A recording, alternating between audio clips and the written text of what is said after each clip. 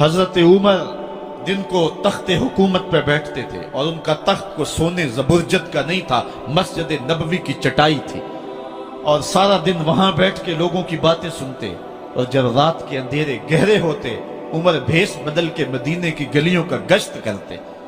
کہا تمہارے گھر سے دھواں نکل رہا ہے اور بچے رو رہے ہیں، ان کو کھانا کیوں نہیں دیتی؟ کہنے لگی عمر کی جان کو رو رہی۔ عمر کے پاؤں تلے سے زمین نکل گئی۔ کہا کیا ہوا؟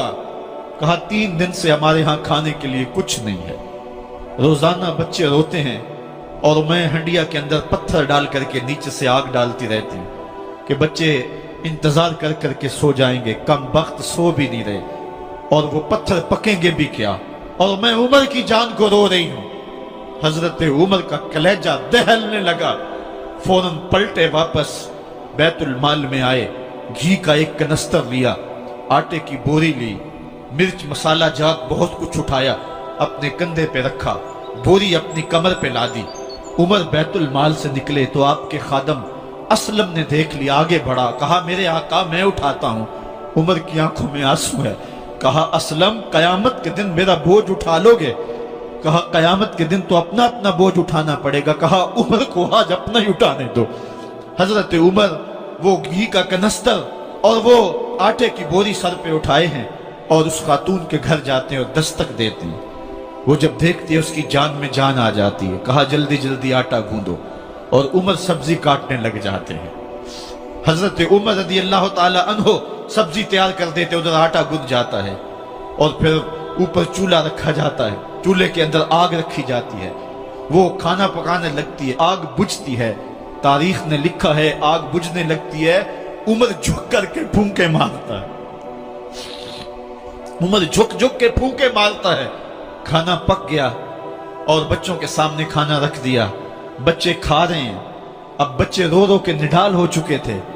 حضرت عمر اپنے ہاتھوں کو اور اپنے گھٹنوں کو اور اپنے پاؤں کو زمین پہ لگا کے، جس طرح بکری کا بچہ چلتا ہے، ویڑے کے اندر کبھی ادھر چلتے ہیں کبھی ادھر چلتے ہیں، تاکہ بچے مجھے دیکھ کے خوش ہوں اور دل میں کہتے عمر جتنا رلایا ہے اب اتنا ہنسانا بھی پڑے گا۔ تو کبھی عمر امیر المومنین، یہ میں کسی آج کے جو ہے وہ لوگوں کے ووٹوں پہ منتخب ہونے والے حکمران کی کہانی نہیں سنا رہا، میں اس عمر کی کہانی سنا رہا ہوں جو 23 لاکھ مربع میل کا حکمران ہے، آدھی دنیا کا بادشاہ ہے۔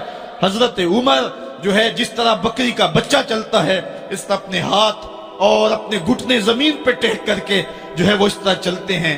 بچے عمر کو دیکھ کے مسکراتے ہیں۔ جب بچے مسکرانے لگے تو حضرت عمر نے اس خاتون سے کہا بڑھیا عمر کو معاف کر دے۔ اس نے کہا تو اتنی ہمدردی کیوں کرتا ہے؟ کہا عمر بیچارہ بڑا پھنسا ہوا ہے، فکر ہے اس کو یرموک و فسطاط و حلوان کی، جب فتح ہے مصر تو تیاری ہے ایران کی، آتے جاتے وفد سے ملاقات بھی کرتا ہوگا اور شب کو معلوم حالات بھی کرتا ہوگا، کانٹوں میں الجھی ہوئی بیچارے کی جان ہے، نیند اس کو بھی آتی ہے، آخر وہ انسان ہے، میری بہن عمر کو معاف کر دے۔ اس نے کہا نانا عمر کی بات میرے سامنے نہ کر، قیامت کا دن ہوگا، عمر کا گریبان ہوگا اور میرا ہاتھ ہوگا۔ جب اس نے یہ بات کہی تو عمر برداشت نہ کر سکے، بچوں کی طرح بلک بلک کر رونے لگے۔ کہا وہ بد نصیب عمر تیرے سامنے ہے، آج ہی کہلا جو کہنا ہے، قیامت کے دن مجھے معاف رکھنا۔ اس نے کہا تو عمر ہے؟ کہا بد نصیب عمر تیرے سامنے کھڑا ہوں۔ میرے عمر کہتے ہیں اگر دجلہ کے کنارے ایک بکری کا بچہ بھی پیاسا مر گیا، اس کا حساب بھی عمر سے لیا جائے گا۔ حضرت عمر نکلے یروشلم میں، ایک اونٹ ہے ایک غلام ہے، کبھی وہ سوار ہوتا ہے کبھی آپ باری مقرر کی ہے۔ جب قریب پہنچے یروشلم کے تو عمر کی باری نکیل پکڑنے کی اور غلام کی باری اوپر سوار ہونے کی آ گئی۔ غلام نے کہا آقا میں مرضی سے اپنی باری چھوڑتا ہوں، آپ آ جائیں، دشمنوں کے مفتوحہ علاقے میں آ رہے ہیں، تازہ تازہ علاقہ فتح ہوا ہے، اسلام کی شان و شوکت ظاہر ہو۔ عمر نے کہا اسلام کی شان و شوکت ایسے ظاہر نہیں ہوتی ہے، اپنی باری پہ تم بیٹھو گے، اپنی باری پہ میں بیٹھوں گا۔ لوگ منتظر کھڑے ہیں، دور سے جب دیکھا کہا اس کی ہیبت سے کانپتے تھے ہم، یہ تو کوئی حبشی لگتا ہے، رنگ کالا ہے، ہونٹ موٹے ہیں، اس سے تو زیادہ حسین اس کا غلام ہے جو آگے آگے چل رہا ہے۔ حضرت ابو عبیدہ نے کہا دھوکہ کھا رہے ہو، ہمارا آقا وہ نہیں ہے جو اونٹنی کے اوپر سوار ہے، ہمارا آقا وہ ہے جو لگام تھامے آگے آگے چل رہا ہے۔ حضرت عمر رضی اللہ تعالیٰ عنہ کو آگے بڑھ کے جابیہ کے مقام پہ حضرت ابو عبیدہ بن جراح نے استقبال کیا، تو حضرت عمر آگے بڑھے اور انہوں نے آگے بڑھ کر کے حضرت ابو عبیدہ کے دونوں کندھوں پہ ہاتھ رکھا، اور سنو حضرت عمر نے کیا کہا، کہا لا الہ الا اللہ انا کنا اذل قوم فاعزنا اللہ بالاسلام، کہا کہ لا الہ الا اللہ، اے ابو عبیدہ بن جراح، ہم ایک ذلیل قوم تھے اور اللہ نے ہمیں اسلام کی وجہ سے عزت عطا کی ہے۔ اور میں تمہیں ایک تاریخ ساز بات کہنے لگا ہوں، اور وہ یہ ہے کہ جب تک ہم اس عزت والے اسلام کے دامن کو تھامے رہیں گے ہماری عزت قائم رہے گی، اور جب اسلام کے علاوہ کسی اور جگہ سے عزت ڈھونڈیں گے تو رسوا کر کے رکھ دیے جائیں گے۔ یہ ہے وہ خلاصہ جو حضرت عمر نے امتوں کے عروج و زوال کا بیان کیا ہے۔ اس امت کو جو خیرات ملی ہے تخت و تاج کی، وہ پینٹاگون سے نہیں ملی، وہ واشنگٹن سے نہیں ملی، وہ وائٹ ہاؤس سے نہیں ملی، وہ محمد عربی کے جوڑوں کا صدقہ ملی ہے۔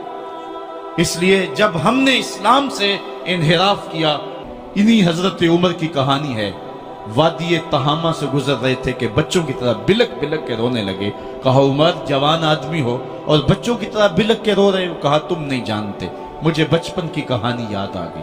کہا کیا کہانی ہے؟ کہا یہی عرض تہامہ تھی، میرے باپ خطاب نے مجھے 5 اونٹ دیے تھے، کہا انہیں لائن میں کھڑا کرو سیدھا، میں آگے والا سیدھا کرتا تھا، پیچھے والا ٹیڑھا ہو جاتا، پیچھے والا سیدھا کرتا، آگے والا ٹیڑھا ہو جاتا، میرے باپ خطاب نے مجھے بڑا مارا، کہا ایک عرب کے بیٹے ہو کے تم سے 5 اونٹ لائن میں کھڑے نہیں ہوتے؟ کہا ایک زمانہ عمر پہ وہ تھا کہ اس سے 5 اونٹ لائن میں کھڑے نہیں ہوتے تھے، اور آج شرق سے لے کر غرب تک 23 لاکھ مربع میل کی حکمرانی اور انسان بھی لائن میں کھڑے ہیں، یہ محمد عربی کے جوڑوں کا صدقہ نہیں ہے تو اور کیا ہے؟ عمر سے تو 5 اونٹ لائن میں کھڑے نہیں ہوتے تھے۔